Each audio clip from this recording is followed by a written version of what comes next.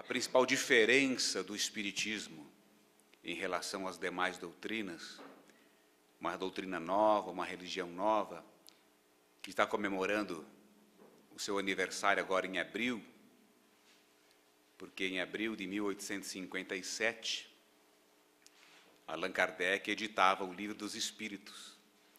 Então o Espiritismo está fazendo 168 anos agora, uma idade avançada para uma pessoa, mas ainda na infância, no que diz respeito às referências históricas que nós temos para a religião, uma religião nova, caminhando, e traz, entre outras coisas, uma lição como essa, muito clara, colocada na música do Roberto Carlos.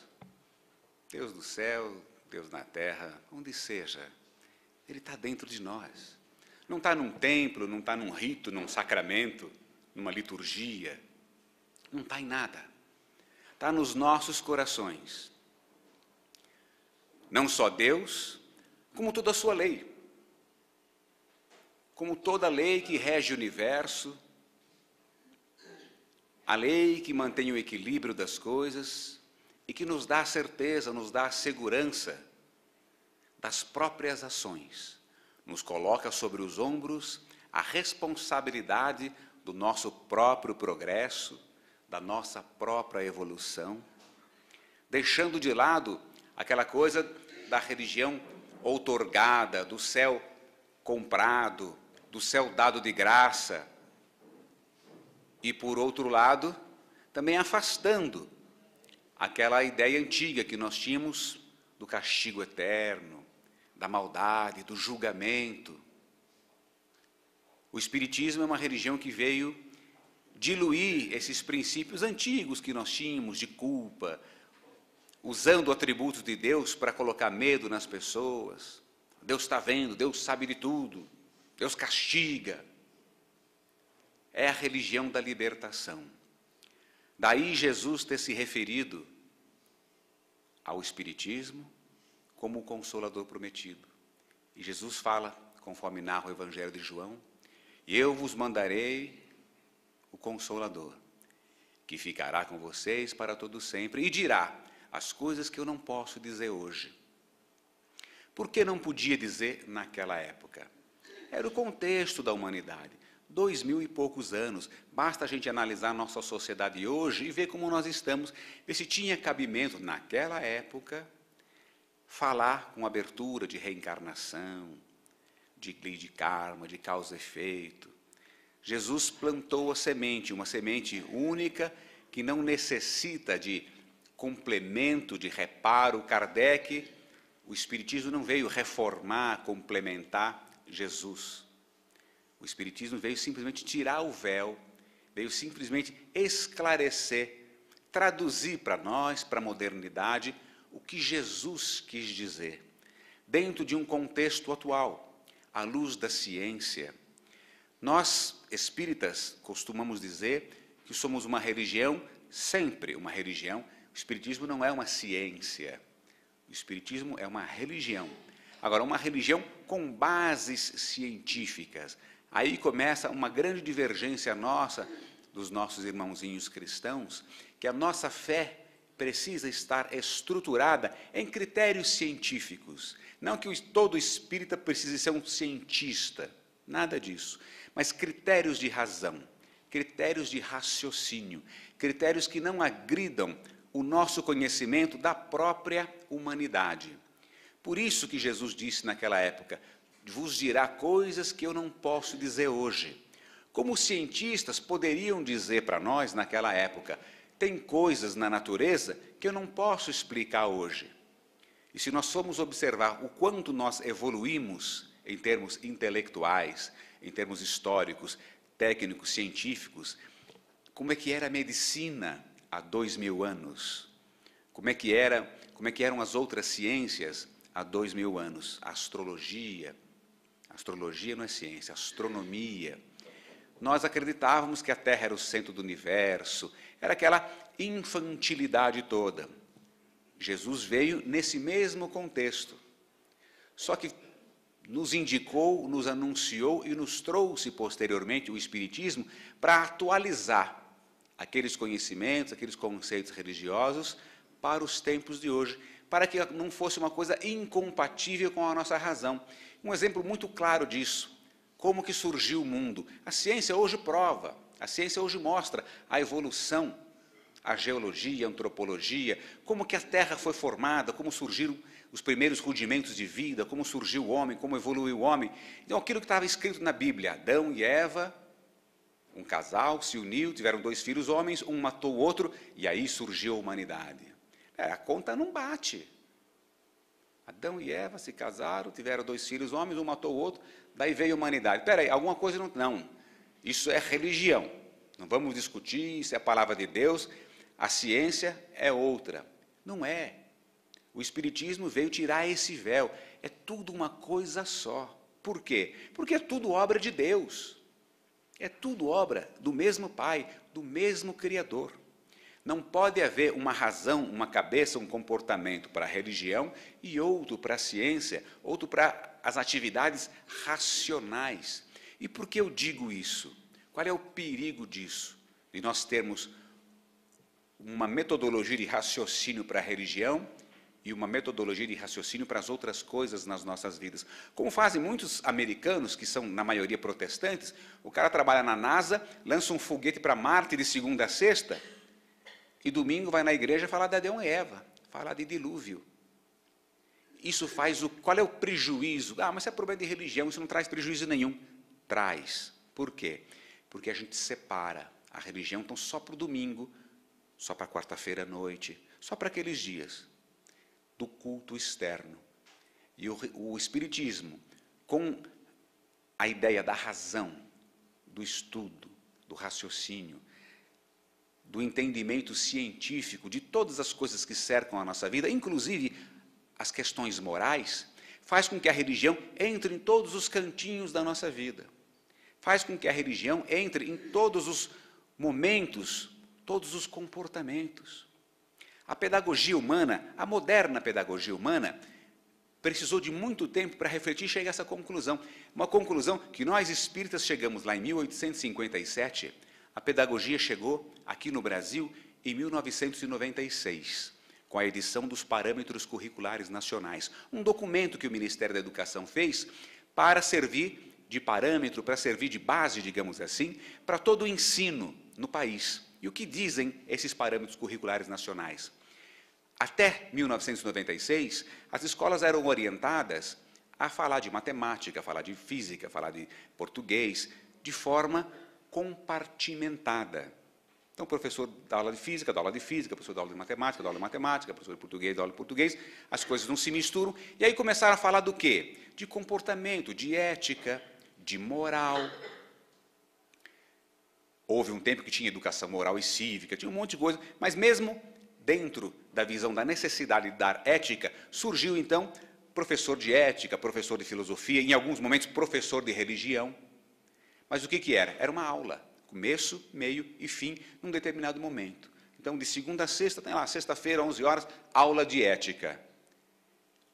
Os estudiosos da educação humana, estudando, chegaram à conclusão, não pode ser isso. Por que não pode? Porque ética é um conhecimento transversal. A gente não pode reduzir ética a um dia na semana. Olha, agora é aula de ética. Tá? Da aula de ética, terminou a aula de ética, salve-se quem puder. 1996. Olha, nós espíritas já vendo isso em 1857. A religião é um sentimento mais transversal que possa haver. Tem que estar em todos os espaços da nossa vida, em todos os momentos, todos os cantinhos da nossa vida. Não tem por que separar. Não, eu tenho aqui a minha atividade profissional e é muito comum, nós assistimos a isso. Companheiros religiosos das mais variadas religiões, inclusive as espíritas, oradores espíritas, dirigentes de casas espíritas, com condutas reprováveis na rua. Não, mas veja bem, aqui é meu trabalho, aqui eu não posso. Não, é aí que você tem que ser. É aí que você tem que ser espírita. Aí que está a beleza da transversalidade. Porque ser espírita aqui é fácil. Olhando para todos vocês olhando para mim, vocês dizem, nossa, esse cidadão deve ser um santo, olha o que ele fala. Não, aqui é fácil, falar é um exercício. A gente se aprimora, exercita, lê, fala. Ouvir quietinho, mesma coisa. Dar passe, tomar passe e viver.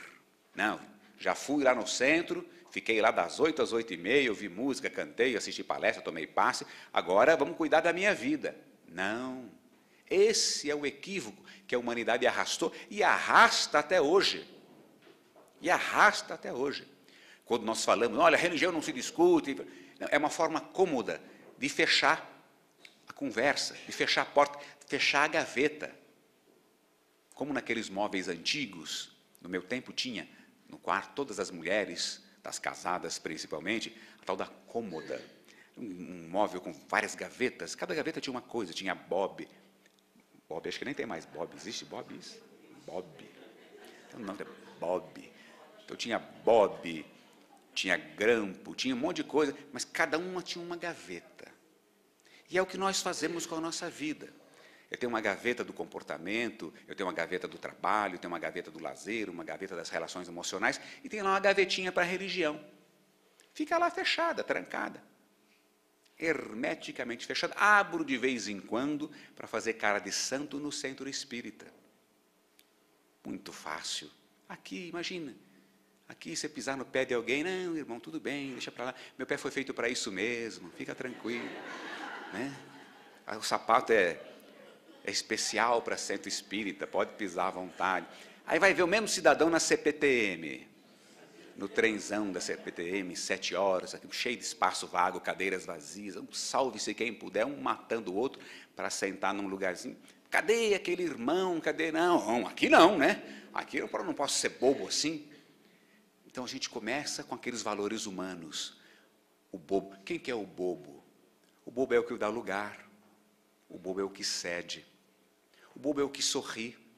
Mas você está sorrindo para aquele cara nunca te cumprimentou, deixa de ser bobo. É bobo. O quê? Você falando com aquele cara, depois de tudo que ele te fez, mas você é muito bobo mesmo, né? Você é muito tonto. É o tonto, é o bobo. É a linguagem do mundo. Achado não é roubado. Eu vi primeiro. Se não pegar, outro pega. O mundo é dos espertos. O mundo é dos espertos. É só olhar o mundo que está aí fora. Cheio de esperto. Assaltando, sendo assaltado, desesperado. É o mundo que nós construímos. Hoje não tem como você estar numa rodinha, entre amigos, entre colegas de trabalho, de escola, seja lá onde for, e um não está falando mal de alguém. Não está falando, contando alguma desgraça, seja de governo, de corrupção, de criminalidade. Não há risco de você entrar numa rodinha, de repente, o que vocês estão falando? Nós estamos contando aqui a experiência de Madre Teresa de Calcutá. Que vida maravilhosa, que pessoa caridosa. Não há esse risco de você, vocês estão conversando sobre o quê? Chico Xavier, que pessoa maravilhosa, você vê que vida, que exemplo. Estamos pensando aqui na empresa, fazer um seminário para ver se melhora o clima. Não. Estão falando mal do Lula, da Dilma, do PT, disso, daquilo, da corrupção, do político, da polícia, do crime. É isso. É isso que alimenta o nosso dia a dia. E aí como é que ficamos nós? Nós espíritas temos a obrigação de sermos justamente os arautos de uma nova era, de uma nova postura, de um novo comportamento. O Evangelho segundo o Espiritismo foi editado um pouquinho depois do Livro dos Espíritos, em 1864. No capítulo 17, ele tem lá uma expressão, um chamamento para nós. Espíritas, é chegada a hora.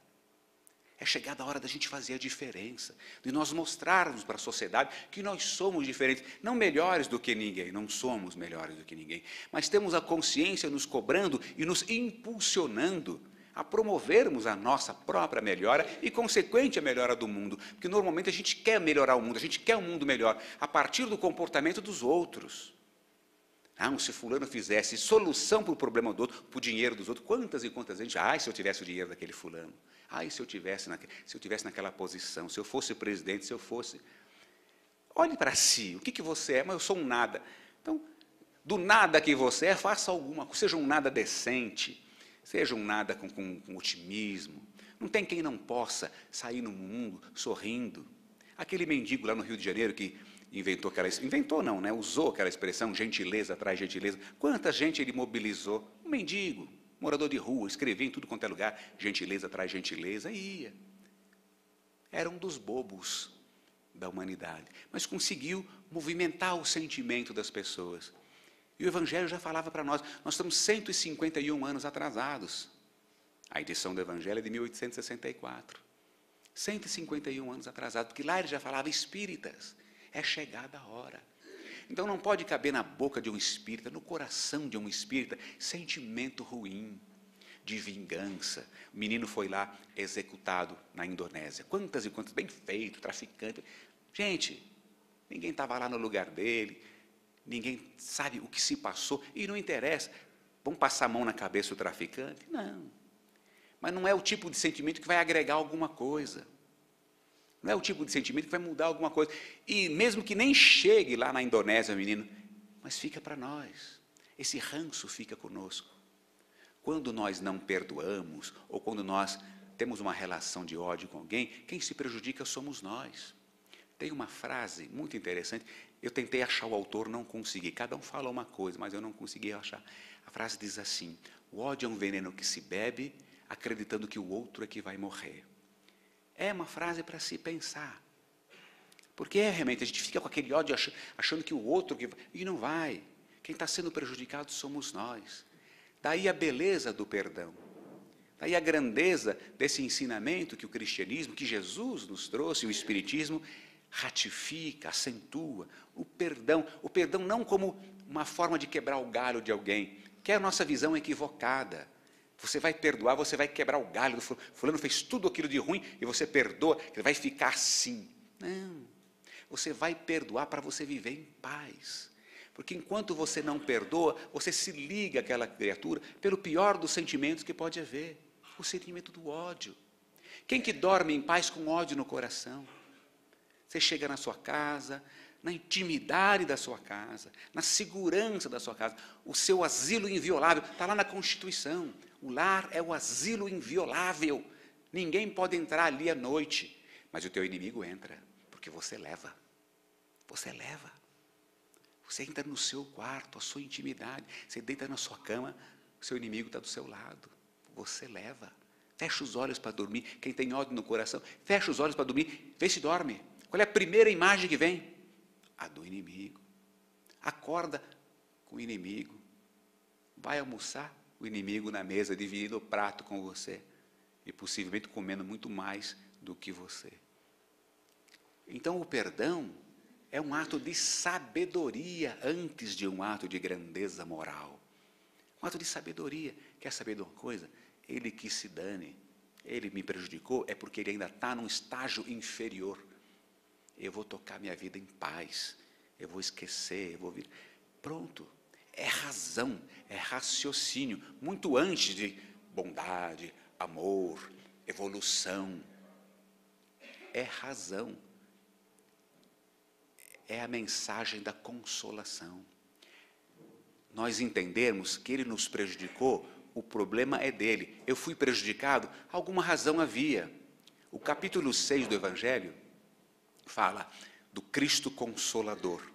E lá dentro do capítulo 6, desse tema, o Cristo Consolador, uma frasezinha muito simples e que em dois conceitos pode modificar a nossa maneira de ver a vida. Diz lá o Evangelho, tudo na vida tem uma causa justa. Pronto. Tudo tem uma causa justa.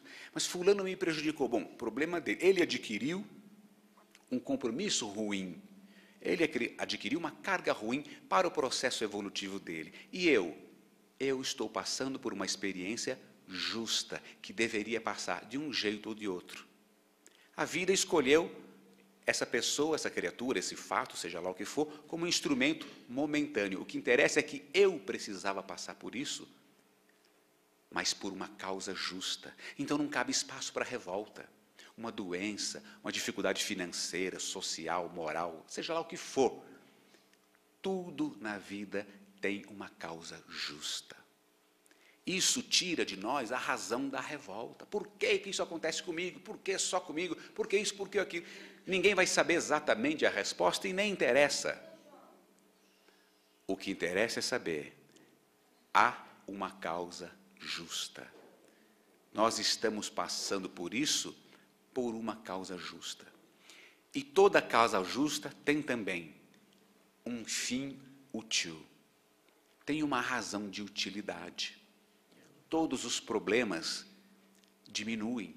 O problema passa a ter a dimensão que ele realmente tem que ter. Qual é a dimensão do problema? Um instrumento de progresso. No comodismo, no descanso, ninguém vai a lugar nenhum. E daí é interessante a gente ver o paralelo e o conceito do espiritismo, dessa religião com critérios científicos, dessa religião moderna, aberta, porque são os mesmos conceitos da indústria, da empresa. São as coisas que se falam para os executivos. Você quer progredir na sua empresa? Qual é o melhor caminho? Se esconde debaixo de uma escada, se esconde atrás de uma mesa, não deixa o chefe te ver, você vai ter sucesso na empresa. Você não passa 15 dias, vai ser demitido. O chefe aparece para um lado, você vai para o outro. Uma hora ele percebe, esse cidadão não faz falta, ele foge de mim. Qual é o profissional que é promovido, que cresce numa empresa? Aquele que resolve problemas. Por que o empresário contrata um executivo, contrata um funcionário? Puxa, eu estou com minha empresa está cheia de problemas. Vou colocar lá no jornal, preciso de um fulano com especialidade nisso. Por quê? Porque eu estou tendo problemas com isso. Aí você contrata o cidadão, eu não quero, eu quero sossego, me deixa num cantinho quieto. Não, meu filho, não vou pagar para você, fica quieto num canto. Vou pagar para você resolver os problemas. E o cara se preparou para isso, ele concorre, faz fila, abre uma vaga de emprego, faz fila, por quê? É muita gente querendo resolver problema. Se a empresa não tivesse problema, ela não contratava ninguém. Ela contrata porque tem problemas. Ou tem produção para mais, precisa de gente, precisa melhorar as vendas, precisa de gente, precisa administrar o pessoal, precisa de gente. Se não tivesse problema, não contratava. Se está contratando, é porque precisa de gente para resolver problema. E faz aquela fila de gente para resolver problema humano. Espiritualmente é a mesma coisa. Nós não queremos ser promovidos, nós não queremos crescer, não queremos progredir. O nosso patrão tem que dar problema para nós. Se ele não der nada acontecer, eu vou ficar escondido num canto, passar a encarnação. Como tem muita gente que faz, eu quero evoluir, eu vou fazer o seguinte, eu vou abandonar tudo, vou largar emprego, eu vou sumir, vou lá para o sertão de não sei de onde, arrumar uma caverna, vou ficar ali cultuando Jesus, vou ficar ali, levar os livros, todo o evangelho, vou ficar lendo. O que você fez na vida? O que você progrediu? O que você melhorou? Que problema você resolveu para crescer? Nada. Vai desencarnar do jeito que encarnou, com o agravante de ter respirado, comido, bebido, usufruído de um planeta perfeito, porque enquanto o cidadão ficou escondido na caverna, o sol estava nascendo, as árvores estavam voando, o mundo estava girando, tudo estava trabalhando, como Jesus disse, meu Pai trabalha até hoje, quem somos nós para nos escondermos numa caverna? Então é mudar só o tipo de visão, o tipo de postura mental em relação às coisas que nos acontecem. Aí surgiu um problema na vida. Que bom, o patrão lembrou de mim, confiou em mim, sabe que eu posso resolver. E eu vou lá e vou resolver. E depois de resolver, eu vou me sentir bem. Puxa vida, olha como eu sou capaz, eu fui capaz, eu resolvi. Seja lá o problema que for. Mas eu estou com uma doença terminal. O que é terminal nas nossas vidas? O espírito é imortal. Nós somos espíritos. Nós estamos hoje numa experiência física, numa experiência material, passageira, temporária, efêmera. Mas nós somos espíritos, e o espírito é imortal. Como é que uma pessoa imortal, sabendo que está caminhando para a evolução, como é que uma pessoa desse jeito, com essas características, pode ter angústia, pode sofrer? Você não sabe dos meus problemas. Eu não sei dos seus problemas, Deus sabe dos seus problemas e deu esses problemas porque tem uma causa justa e um fim útil, e você é capaz de resolver. Chega para uma criança na escola, pega um livro de matemática, joga na mão dela, não adianta ela ficar olhando aquele livro, desesperada, chorando, o que a professora me deu? A professora me castigou. Não, velho. A professora não me castigou, não. Esse livro aqui, você vai estudar, você vai se empenhar, página por página, no final do ano você resolver isso tudo. Eu não consigo. Lógico que consegue. Você está na escola para isso. E sem desespero, sem acreditar que aquele livro de matemática é um castigo da professora, que a prova é um castigo. É a interpretação equivocada que nós fazemos. Tem professor que faz isso. Vocês estão bagunçando, né? Vocês vão ver no dia da prova. Então a prova vira um instrumento de castigo. Nós fazemos isso também, os espíritas, a gente não acredita em céu, não acredita em inferno, mas depois que nós descobrimos um umbral, a mesma coisa, fala para os velhos, você vai para um umbral, viu? Esse comportamento vai para um umbral. Por quê? Porque é mais fácil botar nos ombros de alguém, acusar, ameaçar, do que dar exemplo, do que educar, do que convencer pela razão, pelo argumento. E o Espiritismo é essa religião de razão, de argumento, de reflexão. Então, se nós passarmos a usar a nossa razão, nós vamos nos sentir consolados, porque vamos perceber que todos esses problemas que nos afligem, todos, seja o problema que for, eu estou com câncer terminal, ótimo, é um problema que tem uma causa justa, um fim útil, e você vai superar. Mesmo que da superação faça parte a perda do corpo. Porque todo mundo vai desencarnar, uma hora ou outra, de um jeito ou de outro, antes ou depois. Esse excesso de apego ao corpo, às coisas do corpo, é uma das grandes causas de sofrimento. Todo mundo aqui tem uma visão clara do plano espiritual, que nós somos espíritos que vamos voltar para a pátria espiritual. Todo mundo tem a visão clara. Mas não chega a ser clara ao ponto de a gente querer ir para o lado de lá. E eu me lembro de um padre muito animado, esses tipo renovação carismática, ele fazia uma festa na missa, cantava, brincava, e um dia ele chegou animado lá na igreja, pessoal, quem quer ir para o céu, que levanta a mão? Todo mundo levantou a mão. Hoje, todo mundo abaixou na hora, né? Baixou a mão na hora. Quer ir para o céu? Quer hoje? Não, hoje não. Peraí. Não é bem assim, né? Querer ir para o céu a gente quer, mas hoje... Uai, por que não hoje? A distância de uma resposta para outra. Porque quando ele perguntou, quem quer ir para o céu, levanta a mão na hora. Hoje, não. Uai, o céu não é bom? O céu para nós, entre aspas, né? Não é bom? Por que não hoje? Que tipo de argumento nós utilizaríamos para dizer, para responder para esse padre? Não, eu não quero ir hoje. Por que eu não quero ir hoje? Pode tentar refletir mentalmente por que a gente não quer ir hoje. Vê se encontra um argumento de ordem moral. Todos os argumentos são de ordem material. Não, e hoje, veja bem, ó, eu estou com um casamento marcado para daqui a 6 meses, pô, depois de tanto, né?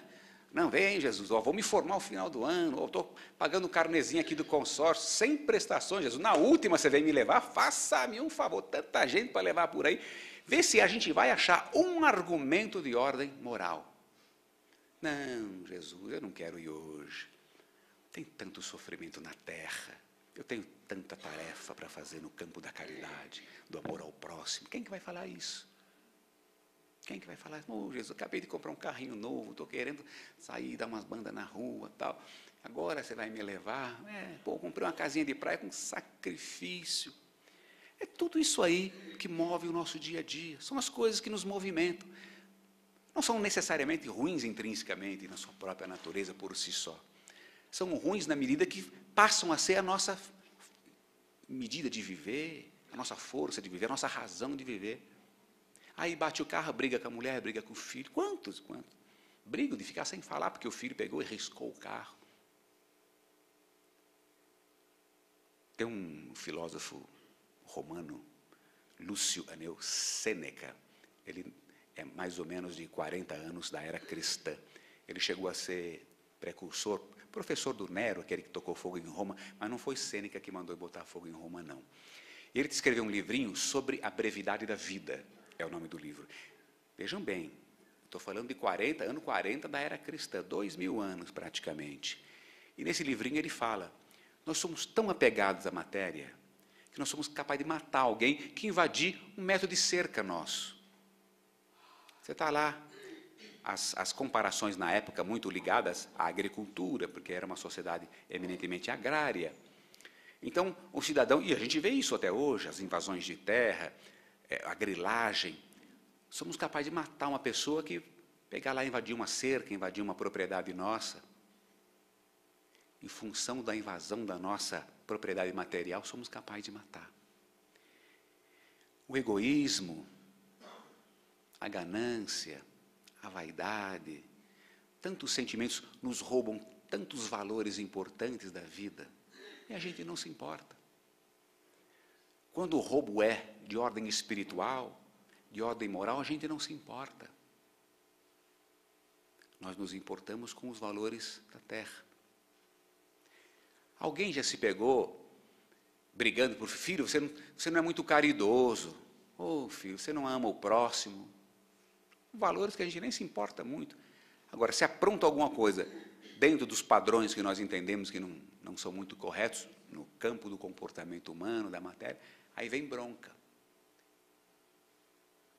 O Espiritismo veio trazer essa mistura positiva, e junto com ela a consolação, mostrando para nós a importância de valorizar a nossa vida, a nossa postura, o nosso dia a dia, em todos os nossos cantinhos, sermos espíritas a toda hora, a todo momento.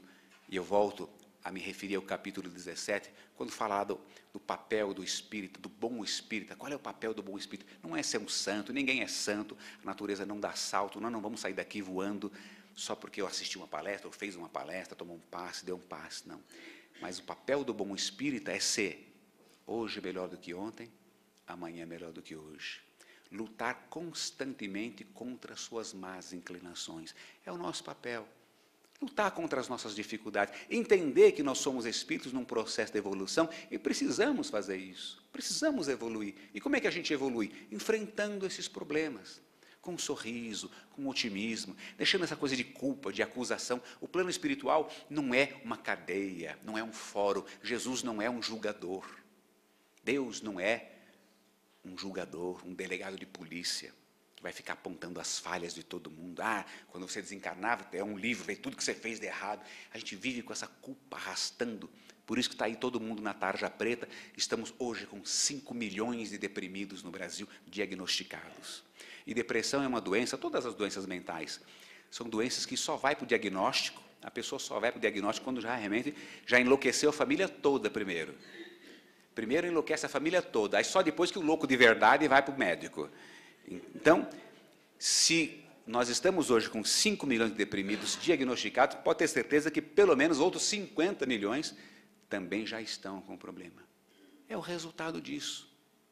É o resultado desse descompasso, dessa corrida desenfreada pela matéria, pelos valores da matéria, esquecendo que nós não somos matéria.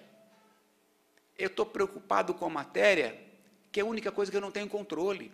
Essa angústia, um filho sai, eu não sei se volta. Se volta fisicamente. Aí eu comprei um negócio, não sei se eu vou conseguir pagar a prestação. Aí a inflação, o desemprego. Nós estamos angustiados pelas coisas da matéria. Violência urbana, dificuldade econômica, emprego, isso, aquilo, relacionamento. Quantas e quantas pessoas rompeu o namoro, se suicida. É um comportamento doentio, extremamente carregado de egoísmo. Eu quero a pessoa para mim, do meu lado. É a presença física do corpo, valores humanos. São as coisas que nós não controlamos. Eu não controlo as outras pessoas. Eu não controlo o sentimento das outras pessoas. Eu não controlo a inflação. Eu não controlo o tempo. Eu não controlo as doenças. Eu não controlo nada. O que eu controlo? Os valores morais. E é justamente o que eu não dou bola. A única coisa que eu tenho controle total e absoluto. Os valores morais, a paz. Por que eu deixo uma coisa de fora me atingir? A paz é alguma coisa de dentro para fora. Pode vir uma agressão de fora para dentro. O cidadão pega um pedaço de pau e vem me dar uma paulada na cabeça, de fora para dentro ele agride meu corpo. A partir dessa agressão eu vou odiá-lo, é de dentro para fora e por opção minha. Porque com a paulada ele não consegue colocar ódio no meu coração, só eu consigo. Só eu consigo. É essa mudança de postura. Pô, mas você vai perdoar o cara que deu a paulada? Já foi dada a paulada, já está doendo a cabeça, vai doer o coração, agora por quê? É um exercício, não é fácil. Mas é um exercício que tem que partir da nossa razão. O exercício racional, do lado intelectual, da leitura, do estudo e do esforço. Do esforço. Para sermos cada dia melhores. Hoje melhores do que ontem, amanhã melhores do que hoje. E lutarmos, como diz o Evangelho, constantemente contra as nossas más inclinações. Errar, todo mundo erra. Por isso que o Evangelho fala do perdão infinito, 70 vezes 7, não tem problema. Deus perdoa. Deus perdoa. Não anistia. Perdão é diferente de anistia. Você vai lá numa vidraça, chuta uma bola, quebra a vidraça, o dono do vidro pode até perdoar. Não, tudo bem, fica tranquilo, não estou com raiva de você, está perdoado, estou perdoado, posso ir embora? Não, vamos arrumar a vidraça agora, ué. Mas você me perdoou? Sim, perdoei, mas o vidro está quebrado. O fato de eu ter te perdoado não consertou o vidro. Vamos arrumar. Então é uma relação de causa e efeito natural, tranquilo. Não tem ódio nisso, não tem ranço nisso. Essa é a essência da consolação de Jesus.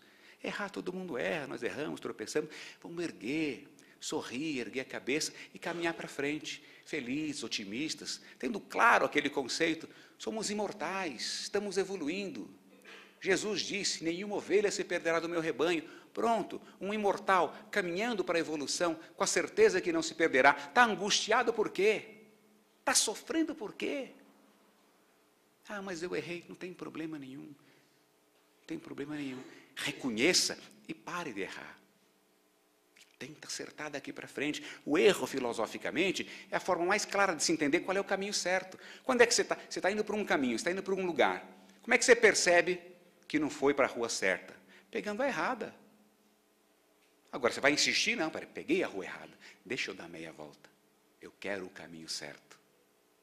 Isso ficou bem concretizado naquela passagem de Jesus com a mulher, entre aspas, adúltera.